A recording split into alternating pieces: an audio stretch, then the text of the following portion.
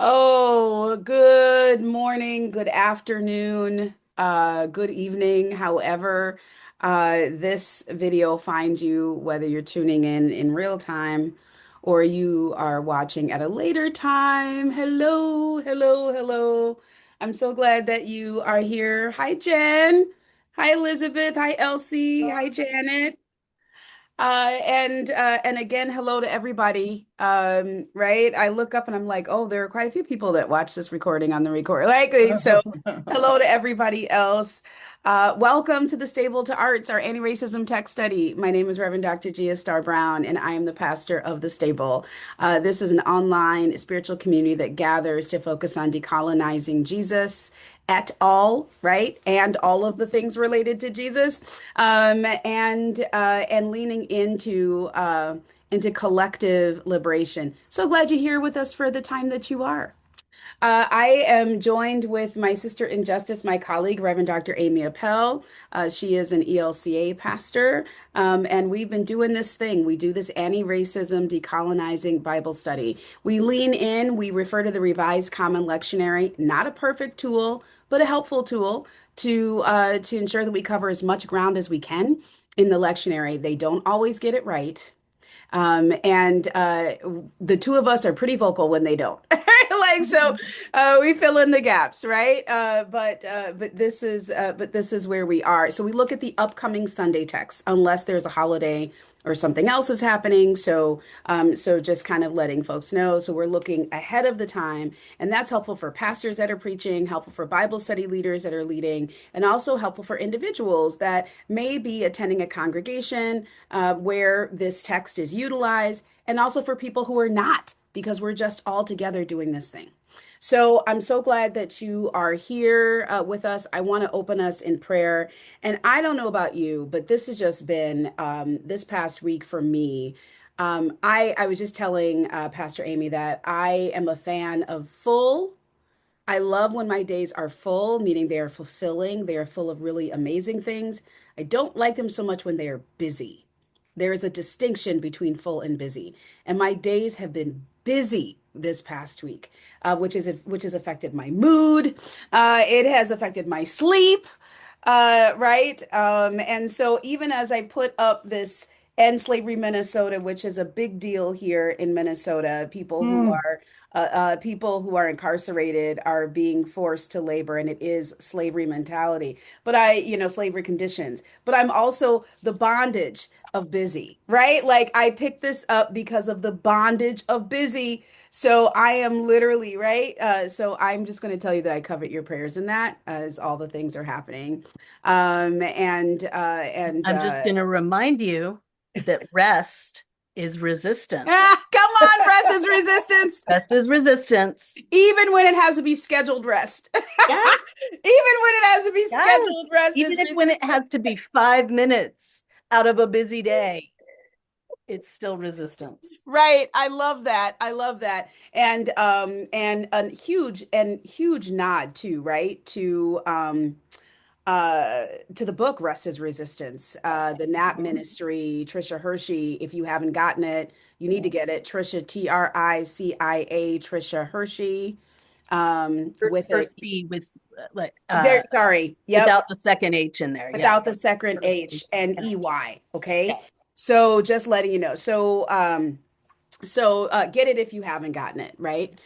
So anyway, as we are opening, one of us does the gospel text focus, one does the supportive text. Pastor Aimée is on for gospel, which means I'm on for supportive and I'm on for prayer. And in a state of busy, I just want to breathe. So I thought it'd be really great for us to have a breath prayer. And literally, what I mean by that is I'm going to set the timer for 60 seconds. And I'm not going to tell you how to breathe. I want you to breathe the way that you look at Janice. I'm not going to tell you how to breathe. You know the breath that you need. So we're just going to breathe in harmony, in unison. I'm literally going to set my timer for 60 seconds, and we are just going to breathe in quiet. Maybe you haven't had quiet all day, right? Like maybe the silence will be healing. So 60 seconds of just breathing, and then we're going to pivot to Dr. Aimée to guide us through the text.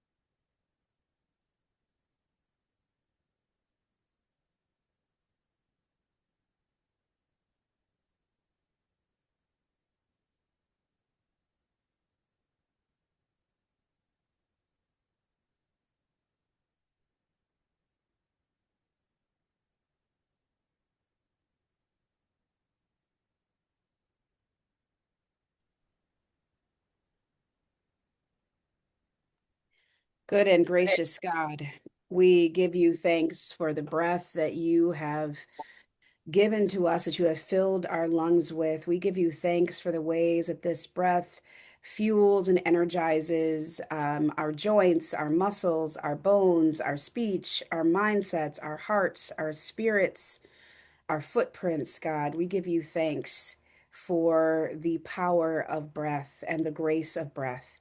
And as we continue to keep breathing in faith, God, I pray that you guide our breath just like you guide our actions and you guide our footsteps.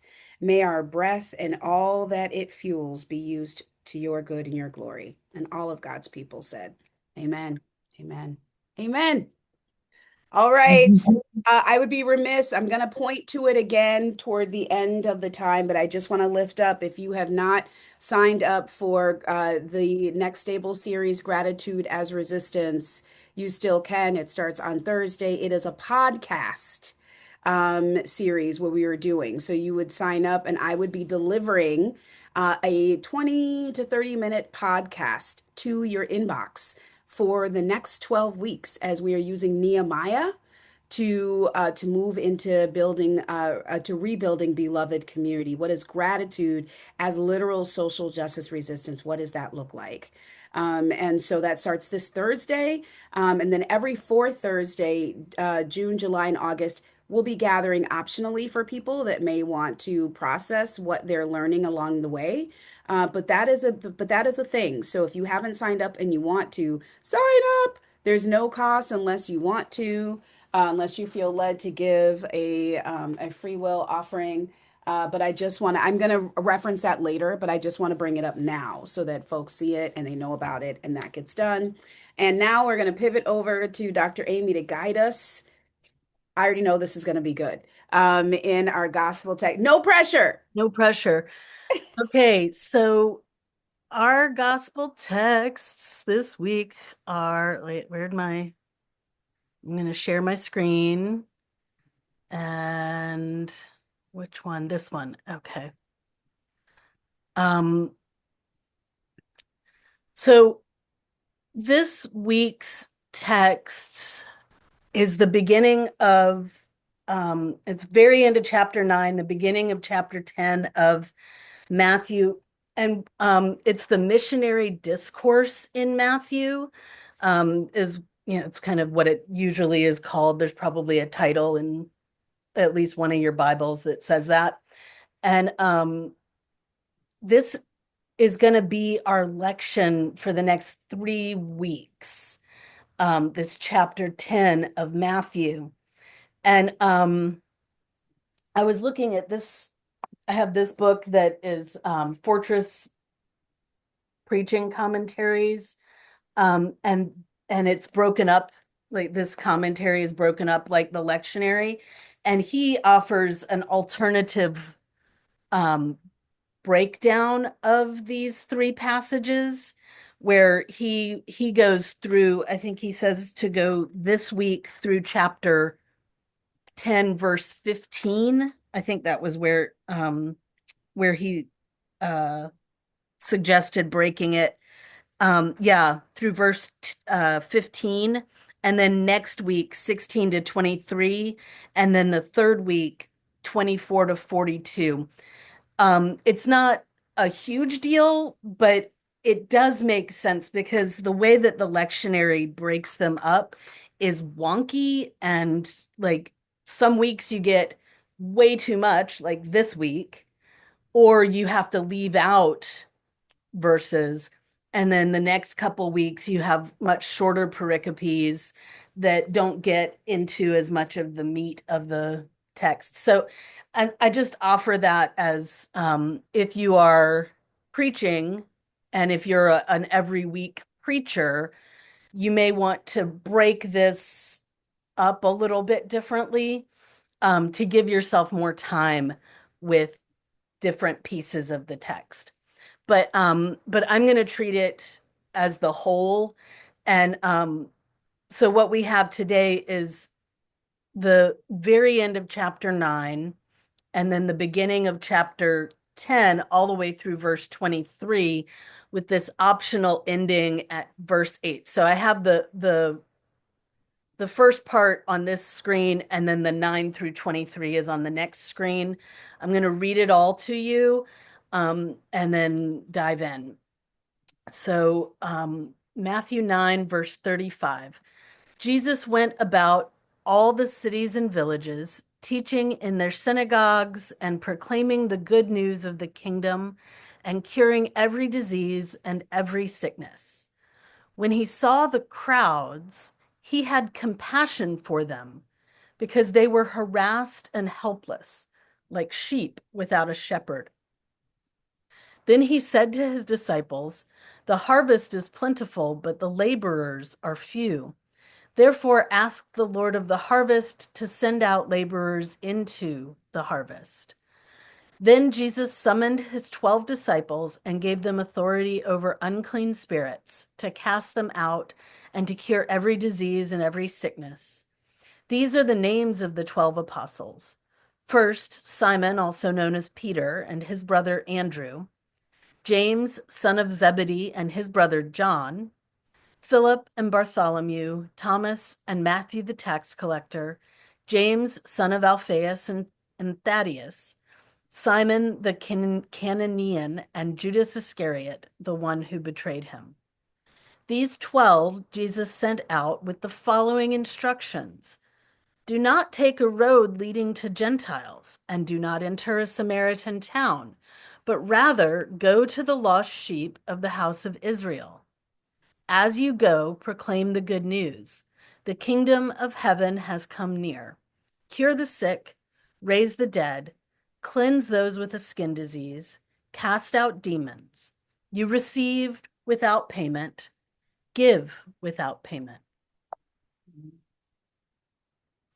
Take no gold or silver or copper in your belts, no bag for your journey, or 2 tunics or sandals or a staff, for laborers deserve their food. Whatever town or village you enter, find out who in it is worthy and stay there until you leave. As you enter the house, greet it. If the house is worthy, let your peace come upon it. But if it is not worthy, let your peace return to you.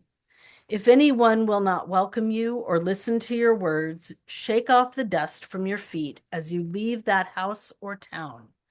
Truly, I tell you, it will be more tolerable for the land of Sodom and Gomorrah on the day of judgment than for that town. I am sending you out like sheep into the midst of wolves. So be wise as serpents and innocent as doves.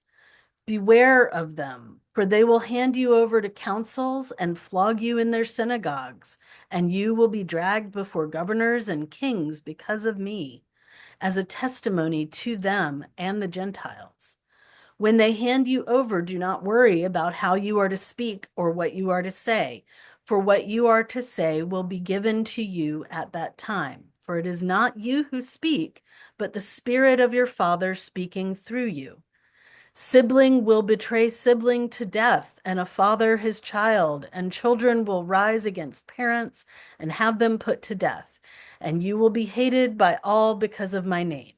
But the one who endures to the end will be saved. When they persecute you in this town, flee to the next. For truly I tell you, you will not have finished going through all the towns of Israel before the Son of Man comes. This is the gospel of the Lord. Thanks be to God. This is what I texted to Dr. Gia yesterday. This week's gospel is a hot mess. It is a hot mess. So I'm gonna try to look at kind of the bigger picture, and I'll talk a little bit about some of these like detail bits, but big picture. Um, so I I think that this is the turning point in the book of Matthew. I think that this is the kind of the crux, so to speak, not, no pun intended, but it's kind of the place where we move from Jesus's mission to our mission, right? And Jesus is beginning to send people out. But before he does that, we get this moment where he is looking around him and he sees all these crowds that are following him. And we're told that he has compassion for them because they were harassed and helpless, like sheep without a shepherd. And I'm going to look at that verse for a minute because I think it's kind of a fascinating translation. They were harassed and helpless, is what it says. And really, this is the Greek, and the words here are translated in on the interlinear Bible Hub as wearied and cast away. So I went to my great big Bauer Danker lexicon, and what I found is that this first word actually means to flay or skin, like to flay something, to pull the skin off of something. And it's used colloquially as weary or harass or bother or annoy. But I think that word is kind of fascinating that that's a very violent word, right? It's not like somebody poking you in the arm, right? Like it's not like Lisa Simpson poking Bart and him going, "Ow, quit it. Ow, quit it." It's not like that. It's they're flayed. They're being skinned alive is the kind of the undertone of it.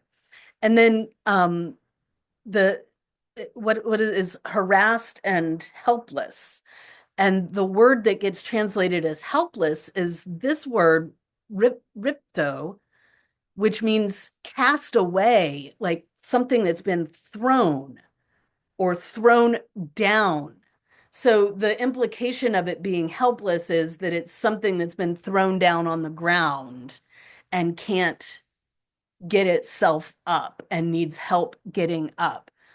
But both of these have this very like violent almost uh, connotation to them of um, being this way, harassed and helpless, or weary, or annoyed and cast away, whatever, however you want to put it.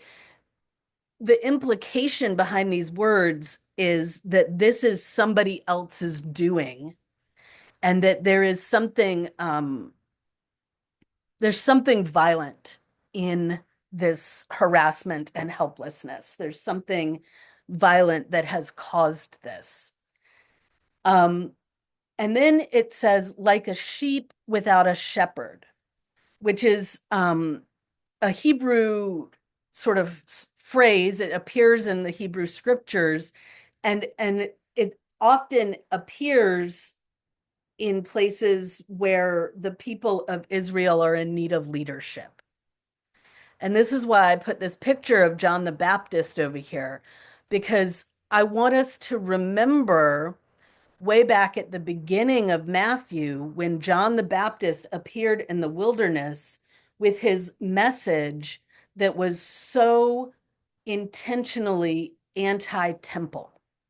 If you've been with us on this journey through Matthew this year, you may remember that conversation I want to say it was like 3 months ago or whatever, when back in Epiphany, whenever that was.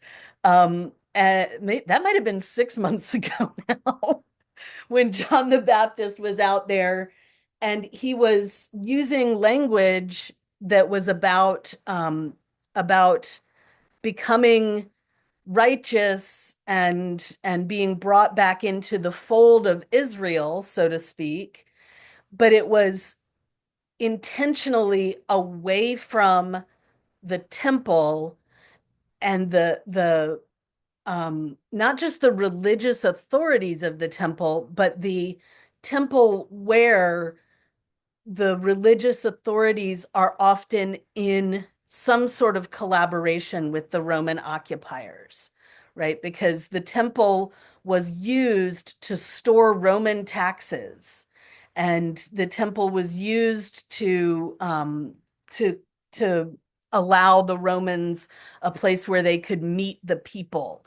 So the temple had become compromised, and that had happened before, right? 150 years ago, before this, during the Maccabean era, when the occupiers at that time weren't it wasn't Rome, it was the Seleucid Empire. And they had put a statue of Zeus in the temple. And so, right, so there's this is not the first time. And the Maccabees came from Galilee, the same place that John and Jesus are preaching and where they come from. So there really is like this historical connection there. And the people of Galilee know the story of a corrupt temple. And they have fought against that before. And now they are speaking out against that now. And so I think that that may be what Jesus is referring to. The sheep without a shepherd is, or I guess that's Matthew, that those words are in Matthew's voice as the narrator. The sheep without a shepherd, I think, refers to it's trying to make us think back to what John the Baptist was doing out there. And the critique of the temple system and the critique of the religious authorities in Jerusalem that are supposed to be the shepherds of these people, right? I mean, that's what the religious authorities' job is to shepherd these people. And they're not doing it. They're instead, they are either in the case of the Pharisees are basically like so interested in forcing legalization that they are just um eliminating, they're like stripping all of these people of their community belonging because they're focusing so much on the law, the legalism, the letter of the law, that because they think that if everybody would follow the law, then Israel would be free again. And so anybody who's not following the law needs to get out. So that they're going so deep into legalism as to be leaning into authoritarianism on the Jewish authority side. And then the Sadducees are are also, you know, there's also collaborators, people who are collaborating with the and kind of in the mode of appeasement. If we appease these occupiers, if we give them a little bit, maybe they'll just leave us alone and we'll be able to, you know, so that's what's happening in Jerusalem. And out here on the at the Jordan, out here in Galilee, the people are feeling like sheep without a shepherd because they're either being cut out of community or being subjugated under this oppression. So that moves Jesus to compassion, is what we're told right here. Jesus, when he saw the crowds, he had compassion for them. And that compassion is the Greek word that we see many times and it's that splagna word. I can't remember how exactly it goes, but it's like the guts. It's like moved in the guts, right? It's a word about your lower intestines, right? And the kind of compassion that moves you deep in your gut, right? That's what he is moved to. And and this is this thought is I can't remember which of my commentaries kind of pointed me in this direction, but I'm pretty sure it was this one. the Fortress Press commentary, um, that uh, the mission that Jesus is sending out is a mission that is grounded in compassion. Jesus's compassion for the people is what sends what causes him to send the disciples out. He realizes that he himself can't be the only one doing all of this work because the work is so huge and the need is so great. So he says, I'm going to send my disciples. And this is the only passage in Matthew that uses the word apostle. He turns his disciples into apostles.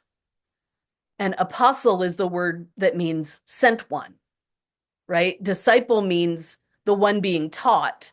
The apostle is the sent one. And just as a total aside, if you have access to the First Nations version of this,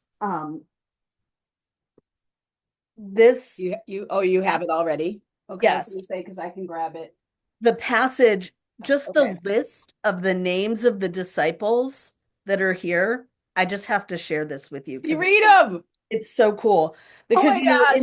in the First Nations version, they don't use these names, they use what these names mean because that's how Right. First Nations often, name people by the meaning of their name, right? So here are the 12, it says the 12 special message bearers. Come on. One who hears, that's Simon. One who hears, who is also called stands on the rock, Peter. And his brother stands with courage, that's Andrew. And then he takes over, that's James. And his brother, he shows goodwill, John. The sons of gift of creator, Zebedee. He also chose friend of horses, that's Philip. And son of ground digger, Bartholomew, and looks like his brother, Thomas, along with gift from creator, Matthew, the tribal tax collector. Then he takes charge, James, the son of first to change, Alphaeus, along with strong of heart, Thaddeus, and one who listens, Simon the firebrand, zealot. And last of all, speaks well of, Judas, also known as village man, Iscariot. I just thought that was really fun. I just really enjoyed reading that version of it. So anyway, to my point, um, so the missionary discourse so first that opening pointed us back to John the Baptist. And then the missionary discourse here sort of points us forward to the Great Commission, which we just talked about 2 weeks ago. And I really want to point this out because it is so easy to slip into anti-Semitism or supersessionism here, because in this passage, Jesus says, do not take a road leading to the Gentiles, and do not go to a Samaritan town, but only to the lost sheep of the house of Israel. And then at the end of the book of Matthew, at the Great Commission, in that post-resurrection appearance, Jesus sends the disciples out to all nations, right? And it would be very easy for us to say, well, that means that the promise to all nations is now more important than, or taken the place of, or erased the promise to the Israelites. And we don't want to do that. We don't want to do anything that would play down Jesus' ministry to Israel, which was of course, his first audience because those were the people that he lived among and who he was a part of. What I think rather is happening is, and it's a little hard for us because we have so many versions of the story sitting side by side in our brains. Like I know this story, the sending of the 12 from Luke. Like I know it almost by heart because I've studied it so much. And so I have all these little Lucan things that keep wanting to sneak in as I'm thinking about this Matthew passage. And one of those things is it seems like Matthew in Matthew, Jesus goes first to Israel, and then it is Easter that makes it possible for this message to go beyond the people of Israel and out to the rest of the nations, the Gentiles, the ethnos in Greek. Um, Whereas in Luke, those things are happening more side by side. And so even during his lifetime, Jesus is ministering to people um, who are not Jewish, right? People from outside of the nation of Israel. In Matthew, this is the one that says, no, I was sent only to the people of Israel. And the woman says, but aren't you going to give me some of the crumbs from their table, right? That story, that's in Matthew because Jesus has this focus on the people of Israel during his earthly ministry. And then after he dies and is raised, then the ministry moves out to the ends of the earth, right? And all the nations. So so the the other thing I want to say about this is I just have I have this commentary by Frederick Dale Bruner, and it's a two-part commentary. The first book is called The Christ Book, and it's Matthew 1 through 12. And the second book is called The Church Book. And like part of his whole thing is that Matthew can be broken into two things, and the second half of Matthew is all about how to how to be church. And that's not an unusual. In fact, you probably have heard that before. If you have, it's because of this dude. So this was a really influential commentary and continues to be. I imagine it's on a lot of pastors' shelves. Um, and I have to read a passage from it. And there's some good stuff in here, like don't get me wrong, but I just had to go, wait, what? As I was reading this. Um, this is what he says about this passage, this portion of it. Reli About the harassed and helpless. Religion harasses. Much Christian religion oppresses, but at least Christian religion, which uses its Bible at all, has the built-in corrective of Jesus. The world religions have Jesus only in very mangled forms, and these religions are often grandiose programs of self-salvation. The world drama of liberation and development is frustratingly impeded by religious taboo and requirement. From Roman Catholic strictures on family planning to Hindu strictures on cows and Quranic strictures on women, religion uninformed by the grace of Jesus needs to be taken off of people's backs.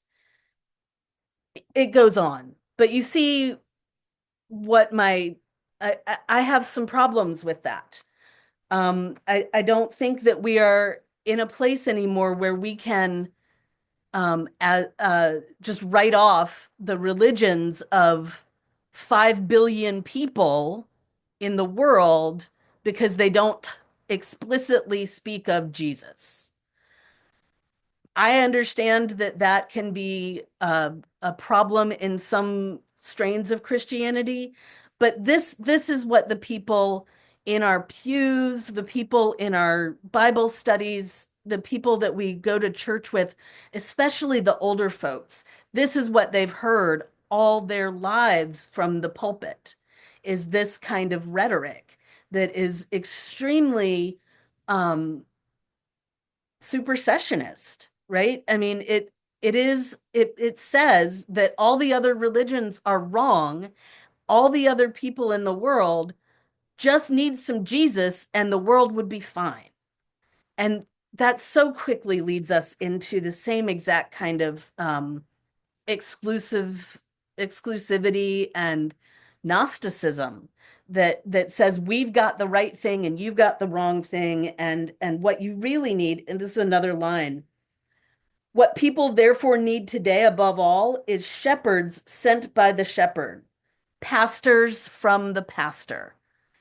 And all I can see when I hear that is old white men, like pastors from the pastor. Like it really, the way that it's written, the way that he says it makes me feel like what he is saying is if a bunch of old white men could just get, old white pastors could get over there and tell them the real truth, the world would be fine. And it just makes me a little nuts. So I really wanted to share that piece because I don't want it to fall to the wayside. I want us to be really aware that that is what's happening in the minds of people hearing this passage.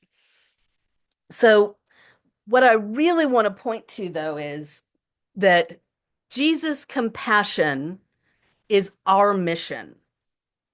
And this chart I took from this Matthew commentary. He has this chart in there. But in the missionary discourse, Jesus says, here's what you're going to do. And then he tells them to do the things that he has already been doing. So he has already proclaimed the good news. He says from the very beginning, repent for the kingdom of heaven has come near. He has shown us how to cure the sick several times. He has shown us how to raise the dead. He has shown us how to cleanse the lepers and how to cast out demons. So and he has authority and he gives authority to us to do so through the disciples, these 12 apostles, he he gives them authority to do these things because he has compassion on the crowds. He gives them authority to do these things and sends them in mission to do that. So I'm just playing with words here. His compassion leads to our co-mission, our commission, right? And then he talks about what will happen when we go out and do these things. They will hand you over to councils. This points us ahead to Jesus' passion. He will be handed over to councils. You will be dragged before governors and kings. He is going to be put before Pilate. Brother will betray brother to death, including one of the 12 that's standing there, right? So this commission that is grounded in compassion leads us into mission alongside Jesus and passion alongside Jesus, which is the root of the word compassion. So it's a circle. It's a linguistic circle. So the mission of the church is to be evidence of the reign of God, right? Go out, find it, and he talks about I'm gonna go back here. He talks about find a house where everyone is worthy, right? He says, look for the who is worthy and stay there, greet it. If the house is worthy, let your peace come upon it, right? The worthy there has the implication of being like-minded, is the Greek there.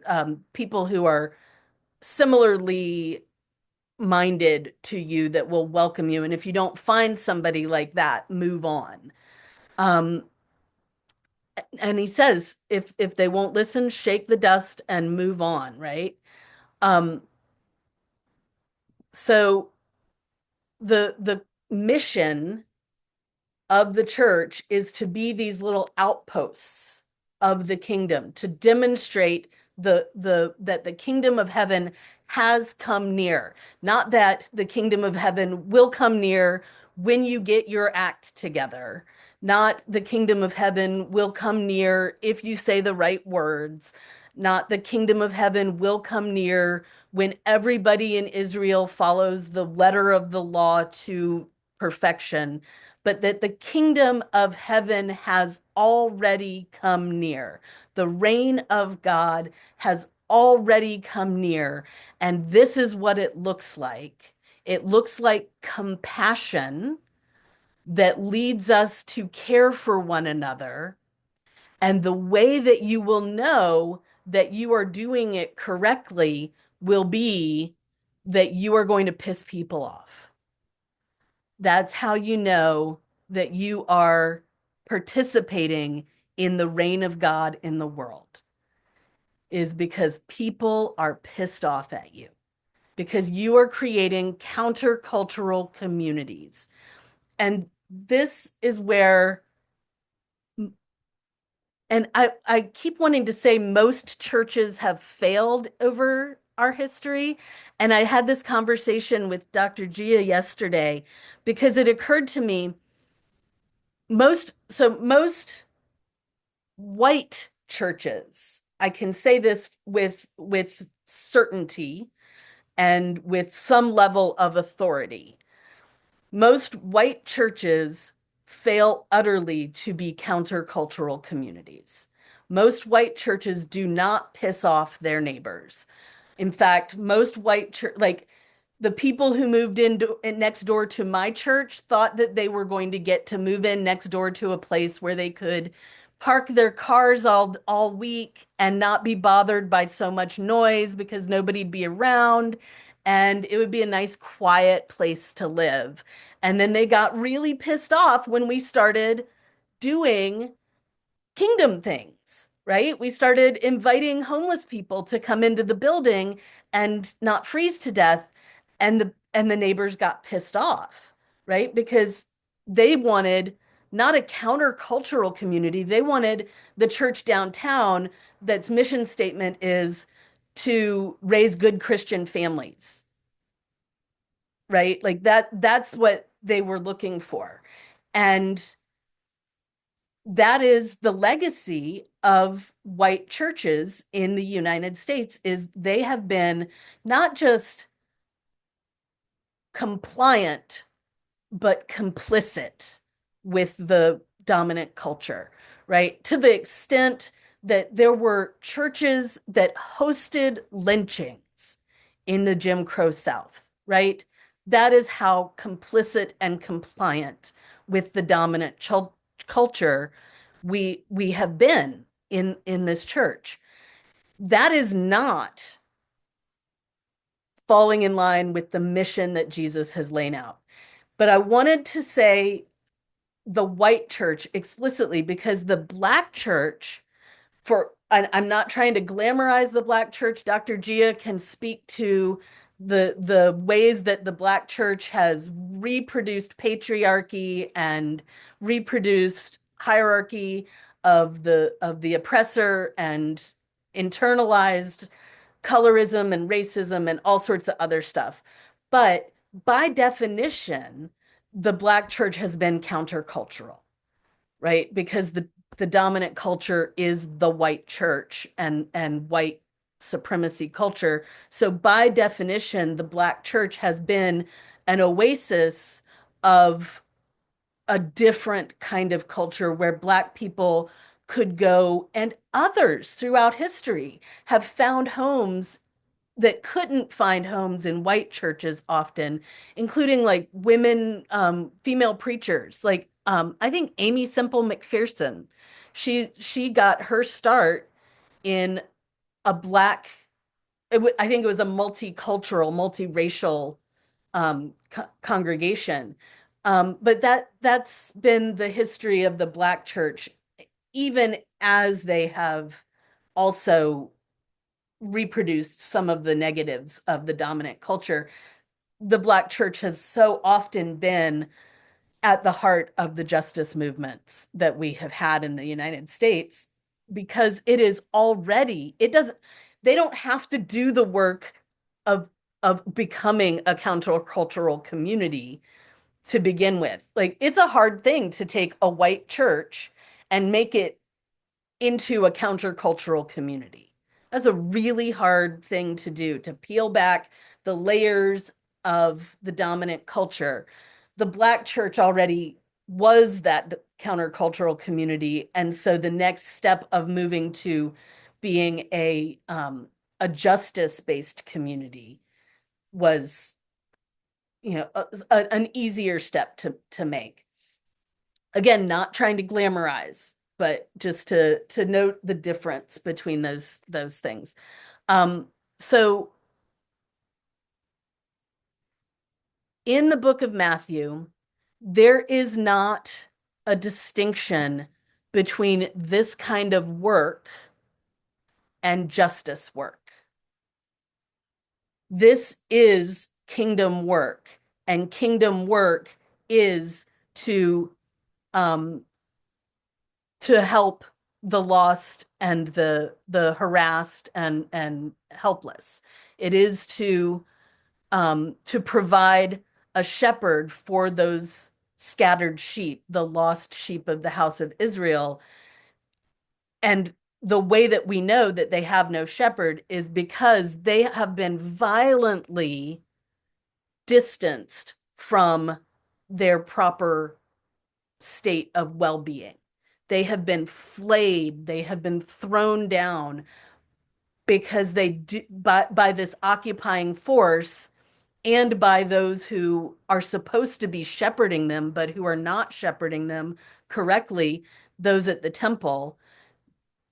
That so that there's not a distinction between caring for those people, curing the sick, raising the dead, all of this, and providing them with a proper shepherd who will bring justice, not further flaying, not further casting away.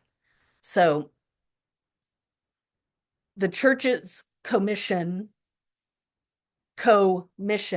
is compassion, and we will know that we are doing that work correctly when our compassion leads us to share in Jesus' passion. To sum it up, one more thing I got to say because it's Pride Month and this passage mentions Sodom and Gomorrah. And I don't see how we can have Sodom and Gomorrah mentioned in the reading and not at least acknowledge that the entire reason that it says in this passage that it will be worse for it'll be more tolerable for Sodom and Gomorrah on the day of judgment than for that town is because that town failed to properly extend hospitality, right? Here, there's nothing in this about sex of any kind.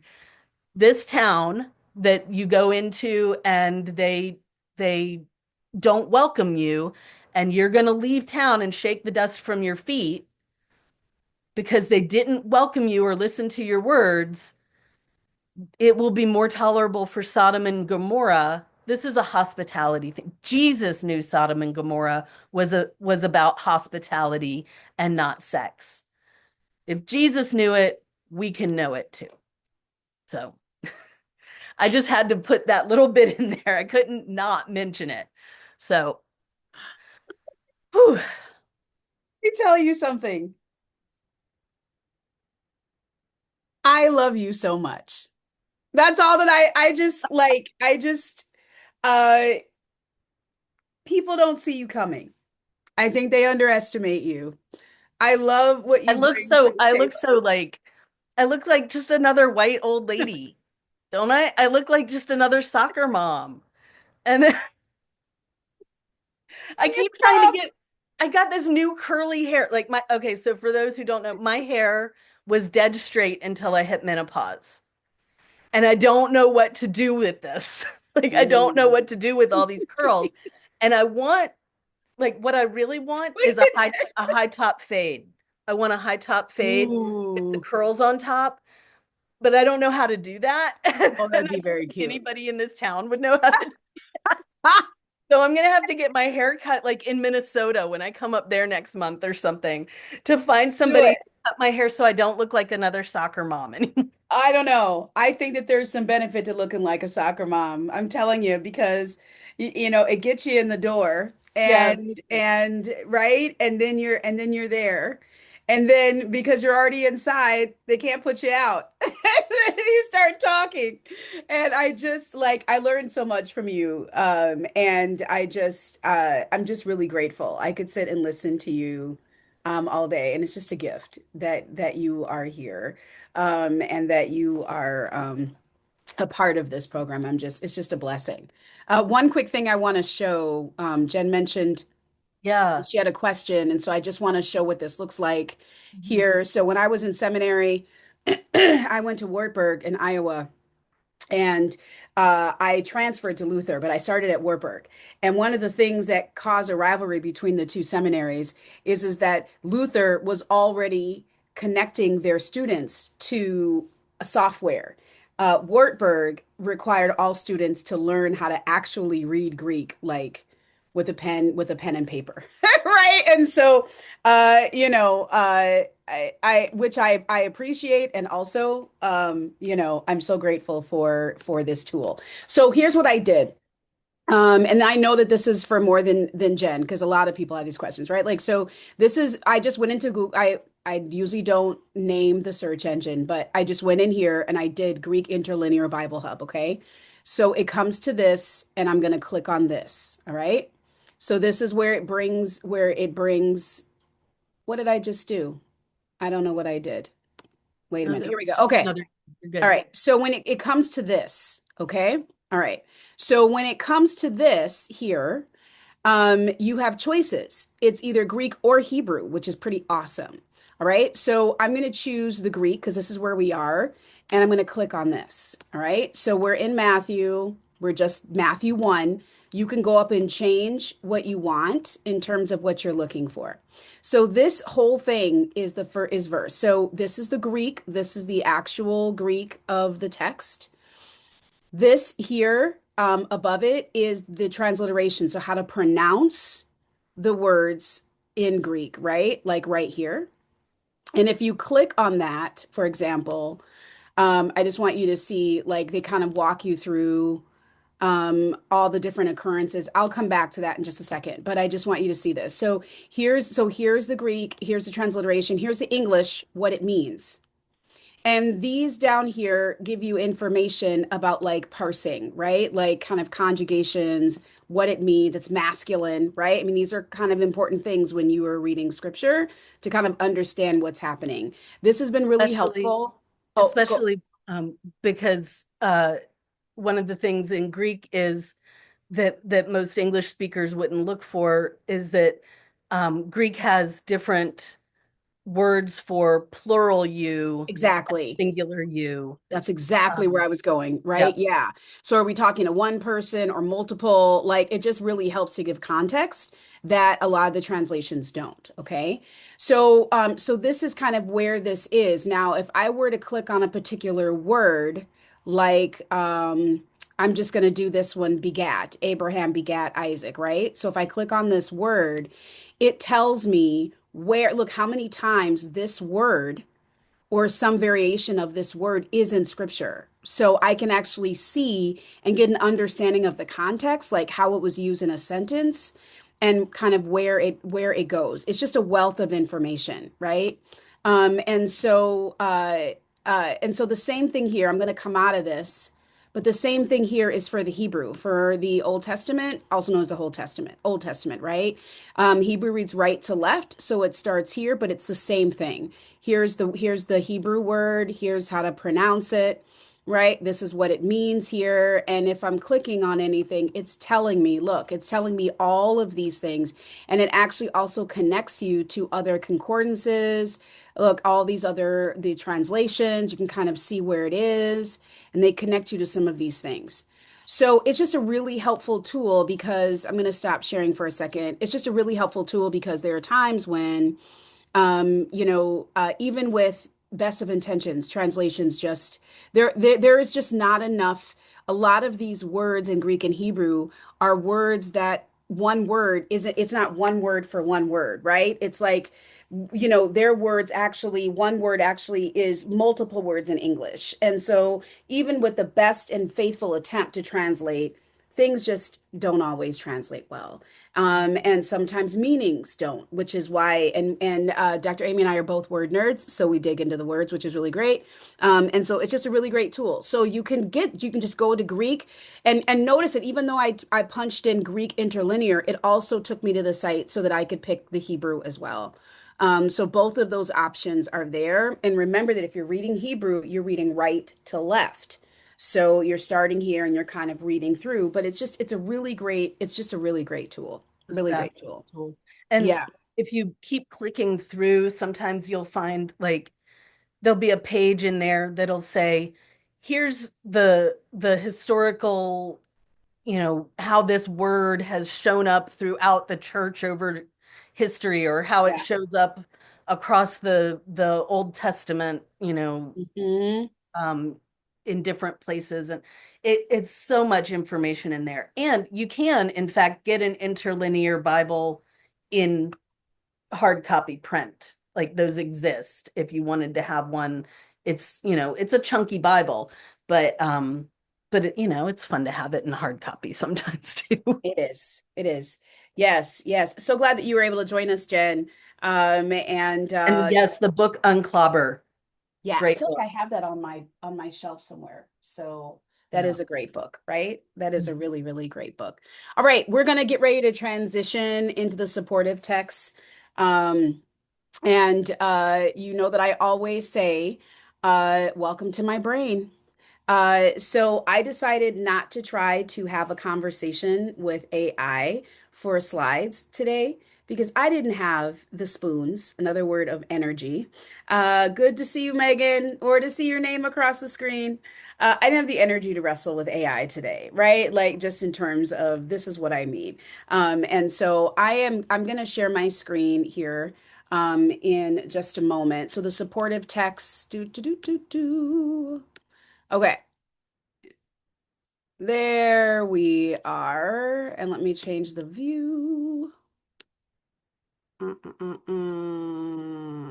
Okay, so this is where we are. I'd be remiss if I didn't at least put this on here, not just for my work, but also for Dr. Amy's. You just pick one thing. What I landed on, I tell somebody to find one thing. There's so much on here because it's a full buffet, right? It's a full meal of things. You can pick what you want. But I love this kind of, if we're going to poach, yes, honor. If there's ideas and thoughts that come through, definitely share what you're learning.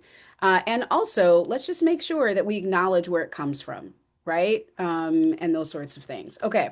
So again, disclaimer, welcome to my brain. Stay with me.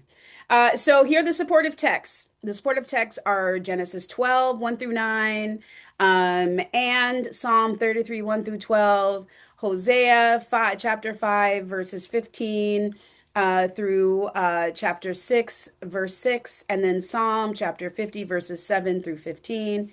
And then in the New Testament, there is Romans chapter 4, verses 13 through 25. So a whole bunch of stuff going on. There's just a lot here to be able to kind of pick and choose, in addition to the Matthew 9 text that Pastor Aimée lifted up. So I'm not going to read all of these. We don't have, not only do we not have time, but I think it's just great just to kind of give a quick summary of these and then we'll move through because I think the conversation that will come I waited to give any commentary to Dr. Aimée because I want to do this and then we can pivot back because I think that they are going to move like this. So I'm reserving my thoughts about the content because I think this is big. So Genesis 12 is the story of when God appeared to Abraham in the form of three men, right? So just kind of recognizing that there are three men that come to Abraham when he's over by his tent. He comes over, he does, does the hospitality thing. He's, calling for water and food and I'm giving them sorry, rest. Dr. Gia. I think you have the numbers wrong. For the text, it's Genesis 18. Oh, why did it do that? You're absolutely Yeah. right. That's last I don't know last why I did that. Okay, so past that, because I'm literally looking at Genesis 18. So I yeah. don't know why that did that. So ignore my comment, ignore these past. Thank you for that. Ignore these passages here and stick with what I've got, which is Genesis 18, 1 through 15, and then 21, 1 through 7. Thank you for catching that. So again, ministry in real time, right? So again, this is the deal. So Sarah and Abraham are married. Sarah, they're older, they're in their 90s. She's been waiting for a baby for a long time. She's been praying for one.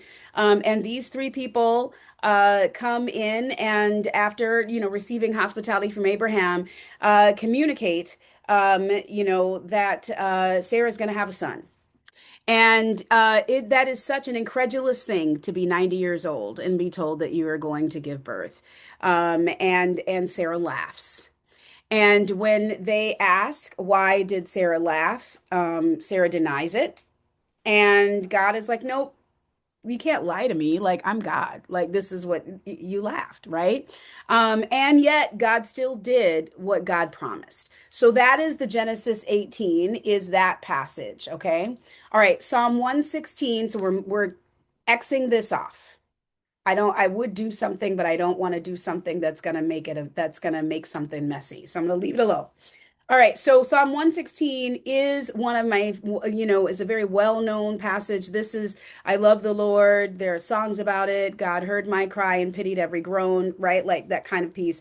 So this is kind of it is the subtitle says the cup of salvation, but this is a big testimony of gratitude for God hearing these cries and answering them in due time. And really, that is something that we could say could be, probably was the testimony of Sarah, right? In that even though she laughed, it was so incredulous and hard to believe that this would happen. And yet God heard her cry and answered her call, right? Exodus 19 is another one of the passages that is an option, verses 2 through 8a, and this is when there's conversation with between God and Moses about the covenant with Israel. So basically saying, listen, you've seen what I have done. You've seen what I can do, right? And so I am going to continue to stick with me, right? Stick with me, kid. Stick with me, and we are going to do really great things together. Protection and love, beloved community. This is here, right? So there's this conversation. I'm doing a very quick paraphrasing, but this is right. This is kind of where we are. Psalm 100, the other option, is another well-known psalm, which is make a joyful noise to the Lord, all the earth, not just Jews, not just right. Everyone make a joyful noise. Serve the Lord with gladness. Come into God's presence with singing. Know that the Lord is God. It is God who made us, and we are God's. We are God's people and the sheep of God's pasture. Note that in the New Revised Standard Version, that gendered language is there. I always make notice of that because if you're teaching or preaching, I will typically leave that and will audibly make the change so that it catches people instead of just changing it. Sometimes I've grown to just keep it. And the reason why I do that is because it allows the opportunity for education in the moment. and to begin to teach people how to do that, right? We can wait all day long for publishers and society to make the leap that is so past due and overdue, and say, well, we'll change it when that changes, but then that gives the power to system, so we can actually change it ourselves. Okay, all right. And then finally, there's Romans 5, 1 through 8. And where, it is just kind of a reminder that we are all sinners. We have all been sinners. We still are. And look at this incredible God, this gracious God, that still shows up, and still supports, based upon our heart. And not the number of our missteps, because we are humans and missteps happen, and kind of this is the thing. And so God is faithful, even to us, when we make these steps. Okay. All right. So these are so now we've had it. So we've got kind of the overage, right? We're kind of like doing a pretend X over here on these passages. Don't look at these passages. All right. So look, one of the things I noticed is that there's a step-by-step process here. And there are a couple of commentaries I've looked at that have also noticed this pattern too, that look at what happens. The first thing is, we ask God for change. So I'm going to put Sarah's petition in my mind, right? She asked God for something. So we ask God for change. And then the second thing is we wait, for God to answer. And we faithfully wait, right? Like faithfully waiting. So yes, Sarah made some detours in her waiting. We know that. We know that there were some detours in her waiting. And yet notice that there were specific asks.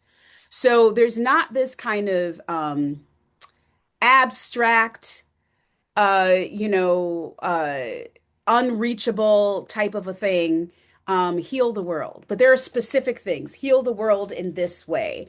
I'm asking you for this specific thing. Just keeping on our Sarah hat, she is asking for a child, right? So she's waiting and she's asking for a child. And I'm going to push this a bit on the fact that some people say that Sarah didn't have faith, because she made this detour. And yet faith is believing, right? So she may not have believed, she may have kind of given up on her dream, but she never stopped believing that God was God, right? I just want to like drop that ripple in our pool, that it was more like God just is not going to do this thing, right? And that's very different from there is no God. You know, like so I just want to I just want to kind of put that here, because so many times that connection gets muddied, right? It gets blurry. Some people will say that, for example, that Job pronounce as if there's an E, but Job is Job, pronounce as if it has an E, right? So Job in the Old Testament, anytime there is struggle or there are challenges, people, even in their most helpful, intentional selves, people will say, remember Job, right? And Job had these things. And so there were people that would say, well, Job didn't believe because Job was very angry with God. And Job didn't believe. But well, who is Job talking to? Job is talking to God, which means that Job is in relationship with God, even if they are not in agreement. There is faith, there is belief that God exists because Job is arguing and wrestling with God. You see what I'm saying? So I needed to kind of make that statement because I've heard this say so often that Sarah did not believe in God, and that is not what happened here, right? She just didn't believe that God was going to answer the prayer. She started to kind of give up on the belief that this thing she'd been asking for was going to happen. But there was never an indication that God did not exist from Sarah. Okay. All right. So here we are in this space. We ask God for change. We wait with specific asks. God answers, and then we respond. Okay. And usually we respond with, what we're called to do is to respond with public gratitude, like to publicly testify to what has happened. I think we've gotten away from that in the church. We don't typically, I grew up in a space where There was testimony. There was 30 minutes of praise and worship and testimony before official service started. So people would be able to come up and openly testify.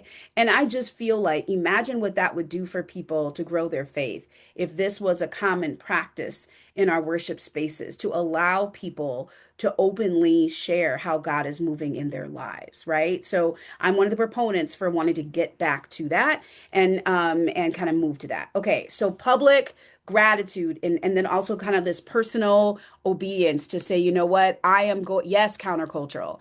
I am going to stick with this personal obedience. I'm going to stick with God. Look at what these things that God has done. I'm making a personal commitment to stick with God. Okay. So look at so this is kind of the step-by-step process that we see that happens. Okay.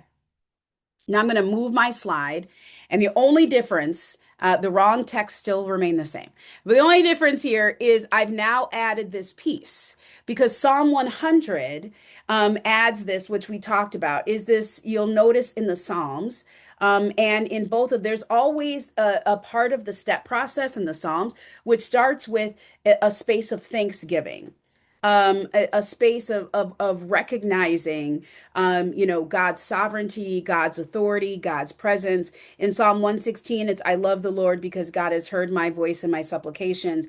But in Psalm 100, it is this kind of thanksgiving, make a joyful noise to the Lord, all the earth, not just some people, but all the people. So even in the petitions of asking for things, there is a space of thanksgiving, of acknowledging God's presence and who God is in, even before we get to this thing. And I think that that aligns with when we go back to the story of Sarah. There is an acknowledgement of who God is, right? Like, I mean, even in asking God for change, you wouldn't ask the grocery, you wouldn't ask the grocery store owner for a child, right? Like you know who God, you get what I'm saying? Like it's like putting a band-aid on your elbow when your nose hurts. Like you would not do that, right? So the fact that there is thanksgiving already acknowledges God's sovereignty and God's authority, and God's presence, right? So just kind of recognizing we're kind of fleshing this out. Now there is this other piece that's here, okay? The other thing that tends to move here, now we see the big picture. See, this was all part of a picture. Welcome to my brain. Big picture is this container, whether the glass is half empty or half full, that there still is an air of gratitude. There is, um, uh, though he slay me, yet will I trust him. Though things are hard, I'm still going to be in these spaces. Though justice has not rolled down like waters of an ever-flowing stream yet, I'm still grateful because you know what? The water is still flowing. There is still provision. There are still these things. There is a space, the container, whether the glass is half empty or half full, there is still an air of gratitude that is here, right? In honoring and acknowledging what God has done, what God, even above and beyond or outside of what I've been asking for that I'm waiting, for God to answer, there still is this air of gratitude, this acknowledgement that God is the provider of these things. Even with Sarah, this acknowledgement of who God is and the laughter that happened was look at all the things that God, right? Like it is, I can't even imagine. Here we are. One of the things I say to people is if you're looking for evidence of a colonized imagination, right? One of the first examples is Sarah, right? Like I can't even, that the violence, I've talked about this, the violence of disimagination. If we can get people to not even be able to dream anymore, right? Like, I mean, this is a strategy and a tactic. Like, this is the way it's always going to be when it comes from authoritarian systems and oppressive systems, are to wipe out the dreaming, right? So even to have this, like, this air of gratitude, of recognizing God's sovereignty and kind of where things are, that still exists. And I think we can learn quite a bit from that, quite a bit from this process, and from this step-by-step process, because even though things are, I want to put an expletive there, but we're on YouTube. Even though things are dumpster fire, right? Even though like I can't even turn on the news, like even though I still have gratitude because you know what? There's still so many things. It's a decision, right? So it isn't something, gratitude isn't something that happens to you.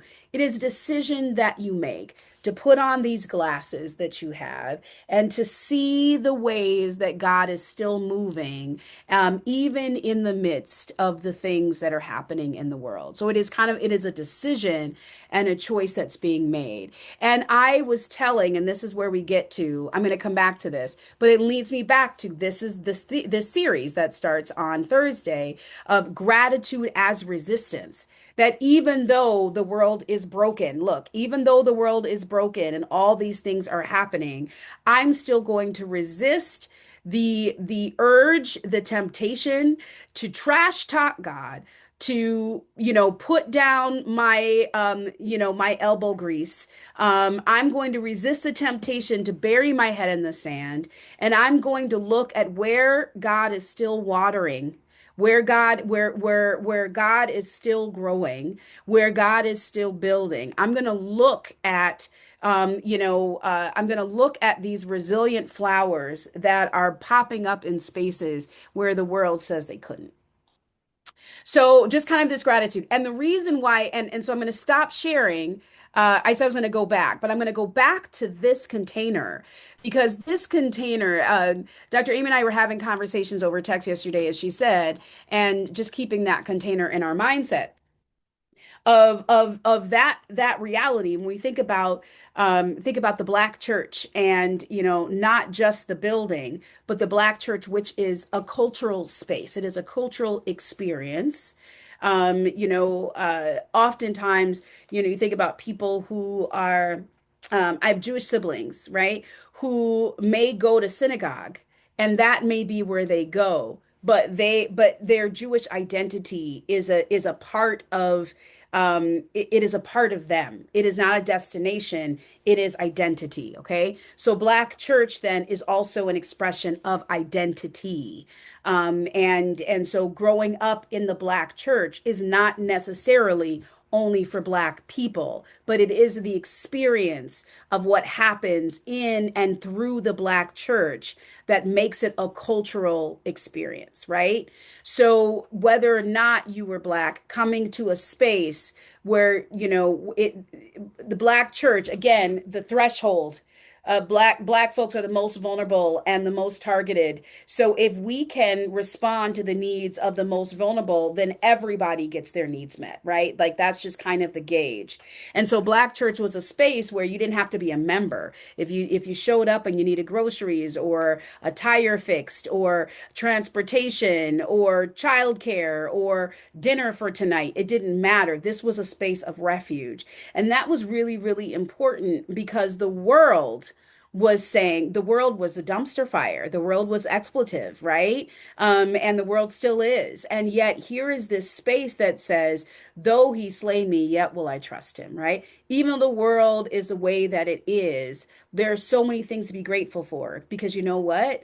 I can come to this space, which is an extension of God, as Dr. Aimée lifted up, through them, right? Giving the power that the church has been given and granted, right?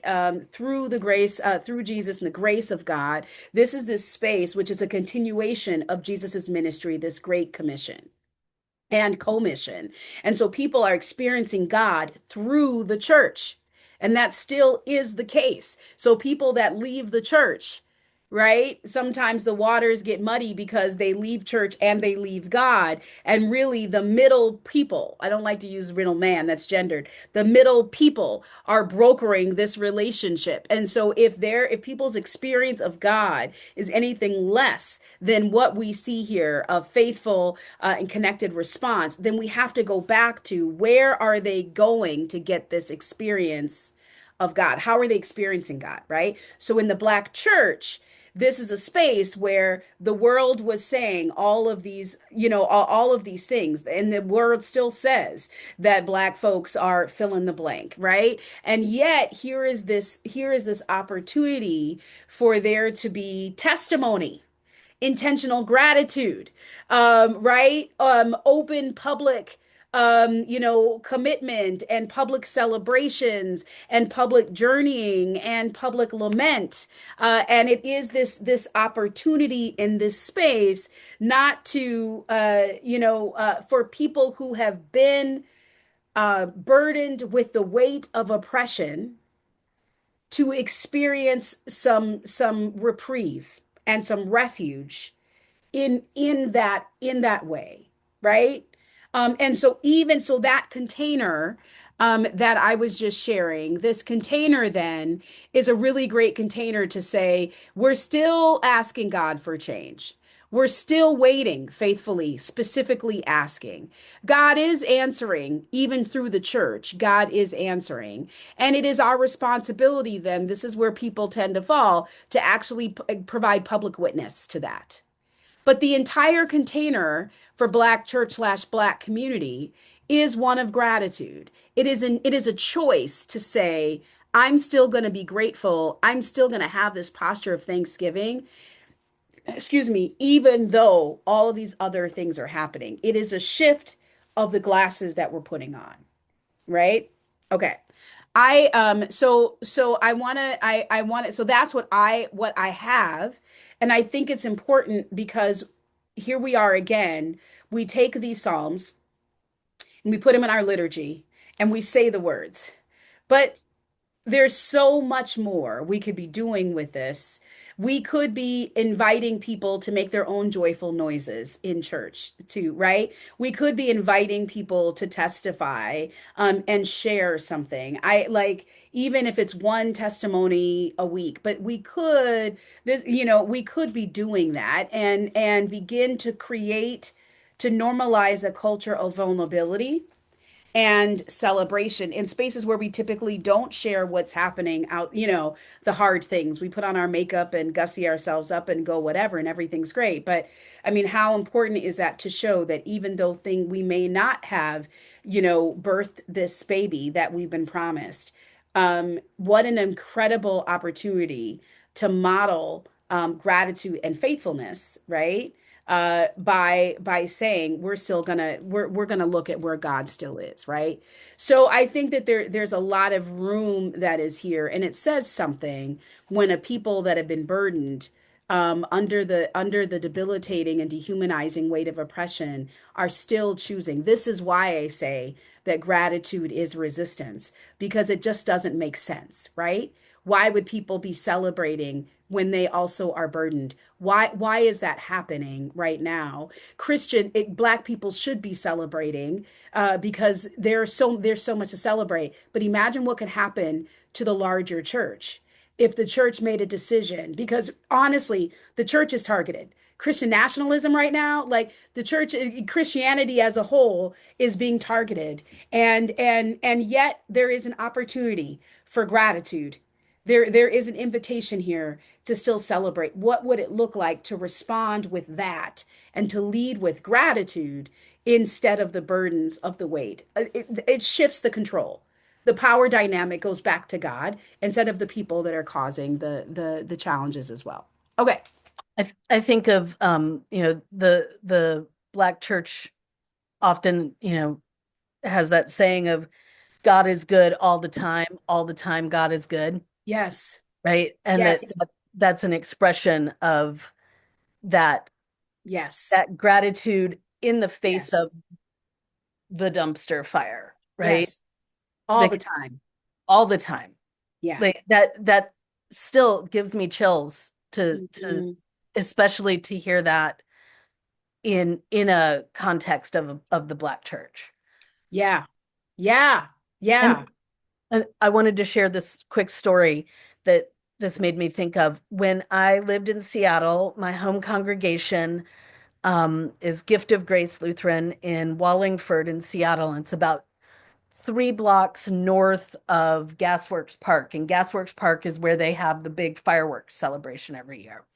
So 4th of July, that neighborhood is packed with cars. And our church would open our parking lot and sell, parking spaces for 20 bucks.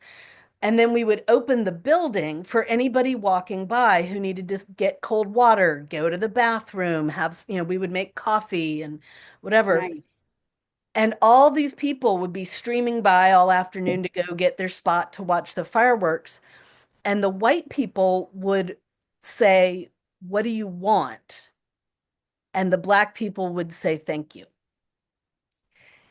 And it was like I noticed it, but other people noticed it too. Like we actually had a conversation about it Mm, because the the black folks trusted the intentions of the church, and all of the white folks expected us to be asking them for something.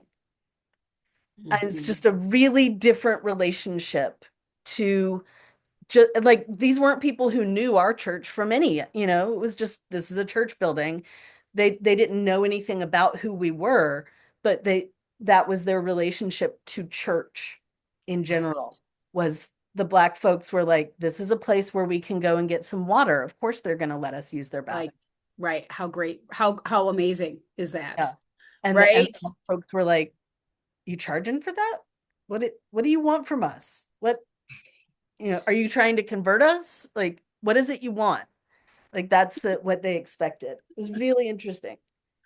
It is. I mean, it is a culture shift for real. Mhm. It really is a culture shift. And I think the challenges are we say these things, but our lack of imagination, it prevents us from actually envisioning and implementing what it could look like in real time, Yeah. to actually make joyful noises, to right to allow people to actually celebrate and learn what a culture of gratitude looks like And to be a in place these where spaces. people feel safe, Right, to be a right, place where people feel like they can come in and they don't like in our community here, there is one place in town that you can go anytime and know that you can just sit and not be bothered and you don't have to pay any money. And that's the public library. It's the only place in our town that you can go and not feel like somebody's going to either kick you out or ask you for something, right? Like that that's a cultural, yeah, right? There yeah, are not yeah. enough places where people feel safe. And if the church isn't a place where people feel safe, then what the heck are we even doing?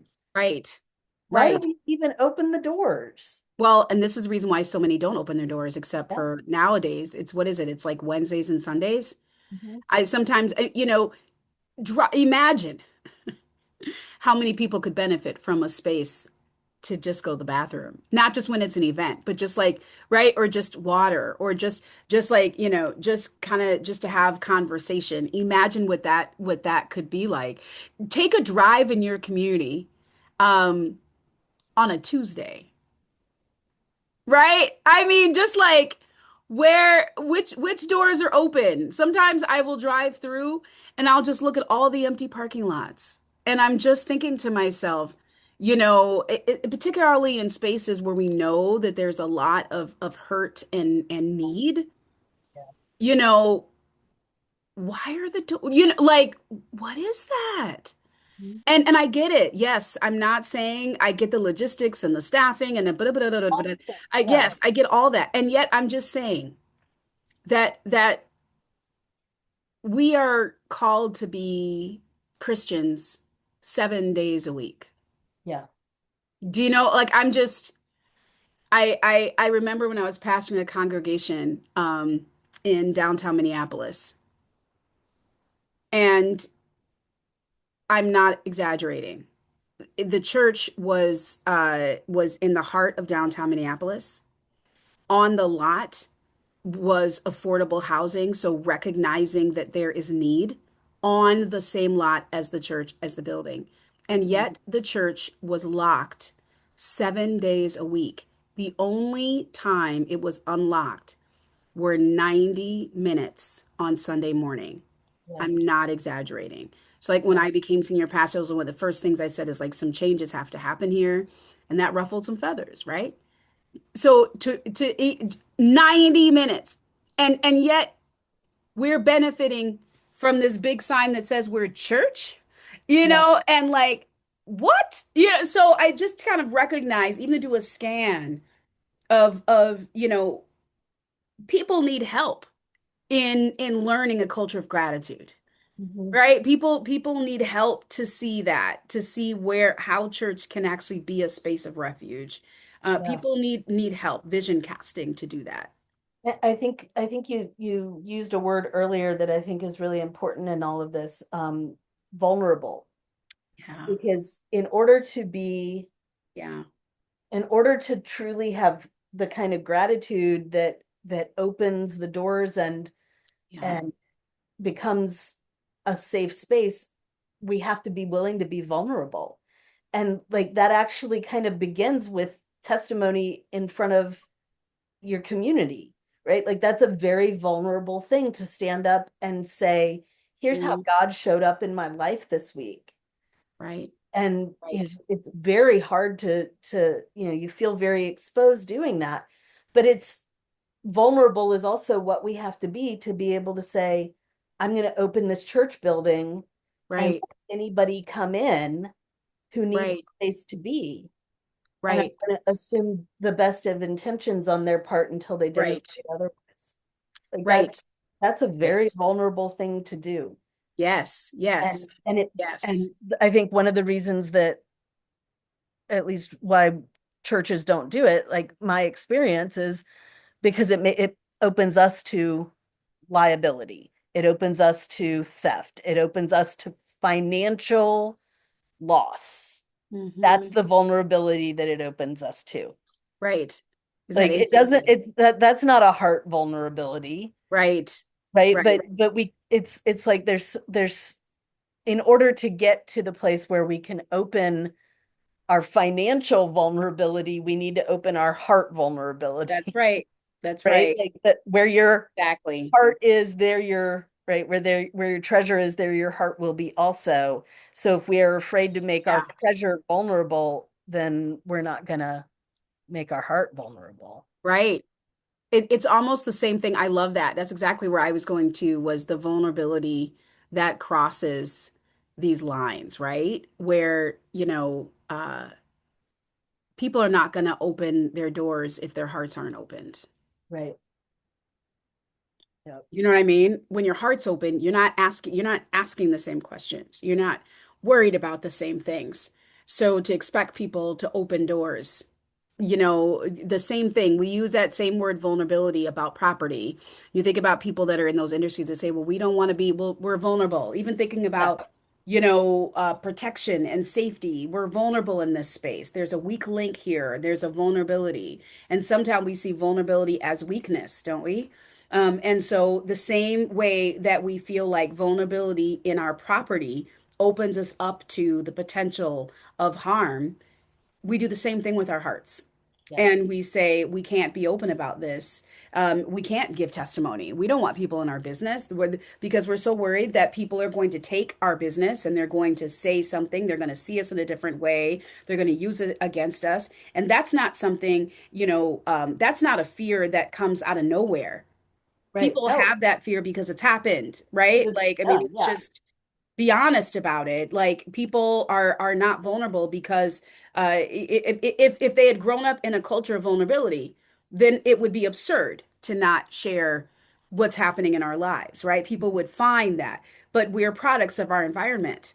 And so somewhere along the way, on multiple occasions, right, because it's been ingrained in us, we've been conditioned to believe that vulnerability is weakness and we cannot share some of these deepest dark. So we say a thing, but we Mhm. don't do a thing, right?